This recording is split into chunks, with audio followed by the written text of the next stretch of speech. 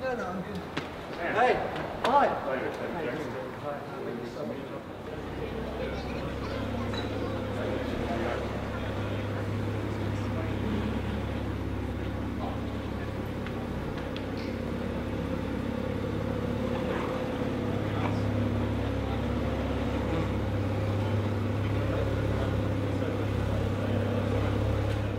A very warm welcome to Sam from England. I'm from England originally. I ended up staying here because it's much warmer weather, so you better watch out. And a big thank you to all of you for joining this afternoon. Also thanks to the team here from PCSS for coming along and helping out as well. And it was great to see so many people here, and obviously great to see this 911T on the showroom floor. But what's 1,000 k's on the clock now after the beginning of the journey? Is that right?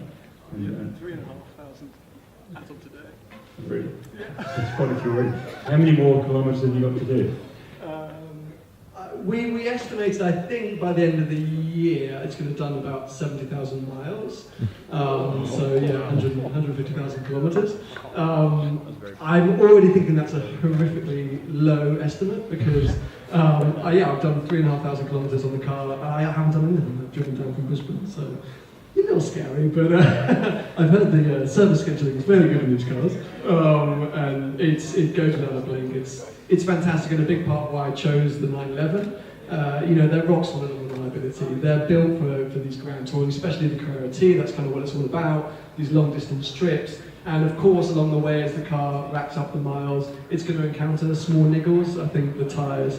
I'm still harassing Pirelli for some big old stickers of them on my car. But it's part of the adventure, it's part of the journey, experiencing putting that much mileage or kilometres on a specific car. So I wonder if you've been suffering from jet lag if you've managed to do all these kilometres in so few days, but the other concern is, of course, Australian speed limits. How have you gone with those so far? Yeah, you guys drive slow. That was something I didn't estimate, I think. I mean, the jet lag's been brutal. Today is really the first day I felt like a human. At Brisbane, I have to apologise to because I was just a mess. I mean, I don't think I was awake half the time in Brisbane, which is probably quite dangerous being behind the wheel. But no, it's been good, and the speed limits at least allow me to take in the scenery and have a look around and watch out for kangaroos. My God, you guys have put the fear of death into me. The amount of people say, you will have a kangaroo jump through your windscreen. And on the first day of the drive from Brisbane, we stopped off in Byron Bay, which I sort of summed up as a mix between Venice Beach and Shoreditch. It was unbelievably trendy. I'm not sure if that's the case. I think some people said it's not trendy. It's actually a bit cliche. Spent a lot of time there and ended up having to drive at night. And honestly, the amount of messages I received from being like, don't drive at night, the wildlife is everywhere. So I was driving with like these eyes and stalks like far up my windscreen. My poor girlfriend was like, babe, should we change the music? I was like, shut up! There's a kangaroo coming! It's around the corner! So I won't be doing that anytime soon again. Wombats, drop bears, a lot about drop bears, snakes that just like hide in your shoe, spiders, tarantulas that live in car roof boxes. I've heard everything, but survived so far. And yeah, as I said, the speed limits, I understand why they're there, and I'm here to respect them. And we had a really nice drive earlier, and no one's going that mad, but you're still having a lot of fun, and it allows me to keep up with the bigger boys on some of the twistier roads. So you've done a bit of a drive this morning down through, I think, the national park across to the southern. You alluded to it earlier on, but why specifically a Porsche 911 and particularly the T? Out of all the cars that you could choose from, what is it about this car that really drew you to it, and why have you chosen it? Okay, well, I'll do a bit more of an open chat because some of the guys here who might have seen my videos will know the essence of why I chose the car. But it was such a long-winded decision, and really, weirdly, the hardest thing to decide on for the whole trip. Forget the itinerary, because the car had to do so many things. Look, I'm not manly enough to be driving across sub-Saharan Africa. It was always going to be going places that are relatively car friendly. So I didn't need a sort of crazy 4x4 with massive off-road tyres and big suspension. But I needed space. You know, fundamentally, we're traveling around the world for a year. We've got a lot more bags than you might think. Just the amount of charging cables I've got takes up a whole suitcase. It needed to be quick because, like days like today, the last thing I wanted was to be like, let's go for a cruise, and then me be there and I don't even know what, a big Merc 4x4 and not being able to keep up with stuff. I needed it to look cool, have an appeal, so that on social media it performed well. Firstly, I would like it. I would walk away from the car and go, oh yeah, that's mine. And I'm trying to think what else. Reliability and usability. So at the beginning, I put a deposit down for a Jaguar F-Pace SVR. So that was interesting because it goes against everything I just said. And then Jaguar said that the car wasn't going to be ready until about February or March, so I pulled that deposit. Then I was like, okay, maybe I'll go quick estates. Started looking at sort of Mercedes E63s, C63s, Audi RS4s, and actually settled on an RS4. I was like, okay, that's the car I'm going to take. I can make it look really cool. It's usable, great. And I had a few friends who knew about the trip, and they'd come up to me and say, oh, so what car are you taking? I was like, oh, dude, RS4. Can you take anything else? And I was like, oh, that's definitely not the reaction I want. So I had to sort of scrap the RS4, and I knew that it was sports car was the way to go. So I was left with three, a Porsche of some kind, an Aston Martin Vantage, the new shape, and a Bentley Continental. The Bentley Continental, a bit of a weird, lackluster car at times. I think it's brilliant, super comfy, super powerful, but just wasn't for me.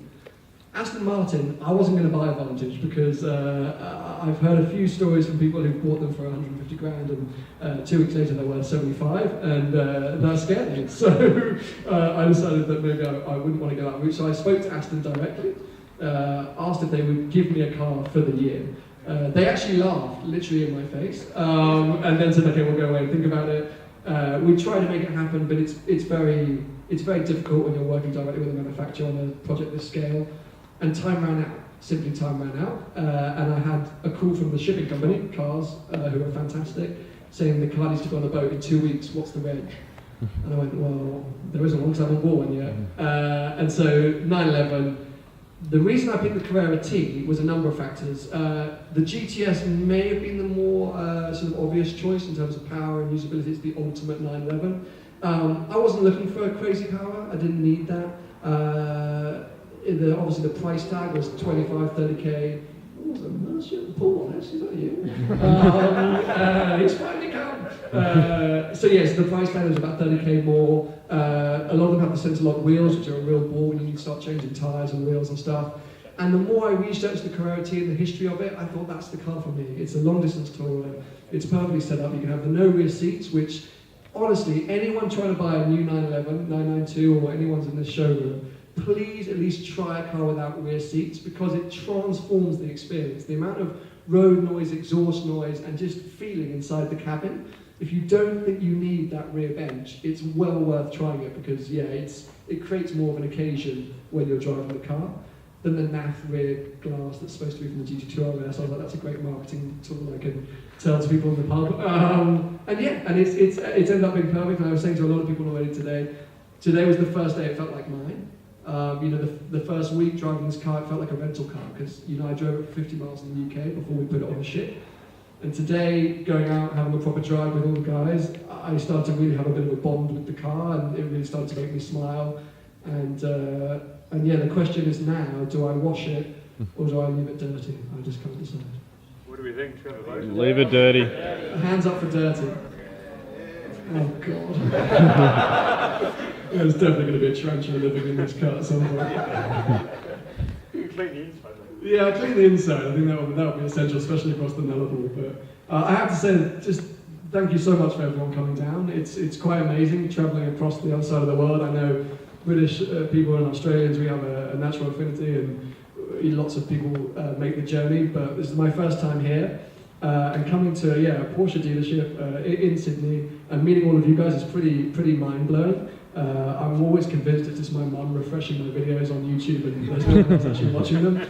So to hear from some of you, hear your favourite videos, stuff that you enjoy, and the fact that you're watching this adventure is so awesome and inspirational, and it pushes me to make more content.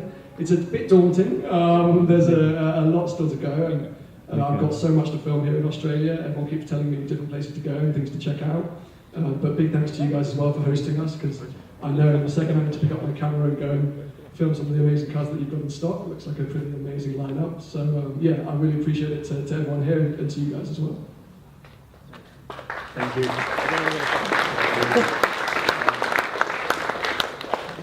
Have you got a set route around Australia, or is there flexibility? Because as you said, you've been told lots of different places to go to, so how flexible are you, or do you have to stick to a specific timeline? So I'm having to change it because we sort of messed up Brisbane to Sydney a little bit. Doing it in 2 days was just ridiculous, and we didn't get a chance to really see anything. And I was so overwhelmed and stressed about what to film and how. So fundamentally, the big places we're stopping are Melbourne next, then Adelaide, and then Perth. So I leave from Perth on the 2nd of February, and that's when the car goes back on a boat and heads back to Europe. So I'm going to have to change up some of my routing, just because I know now what to expect.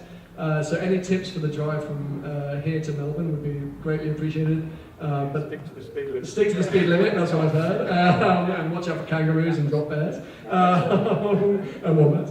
But yeah, it's hard to capture this country properly. And you know, I wish I was a travel vlogger and could just spend the whole time filming trees and wildlife. But I got to film cars, and I want to film cars. So sorting out all these opportunities and meeting great people. You know, so many people here have got some awesome cars, from hot hatches to SUVs to supercars. And I wish I could come and check them all out because it's fun. But I've got to try and whistle it down a little bit. So yeah, big adventure ahead. Well, it's very exciting. Thanks again for joining us, and thank you to everyone else. So I know you've got a few photos, a few things you want to do this afternoon. We've got a couple of things for you as well. And we haven't.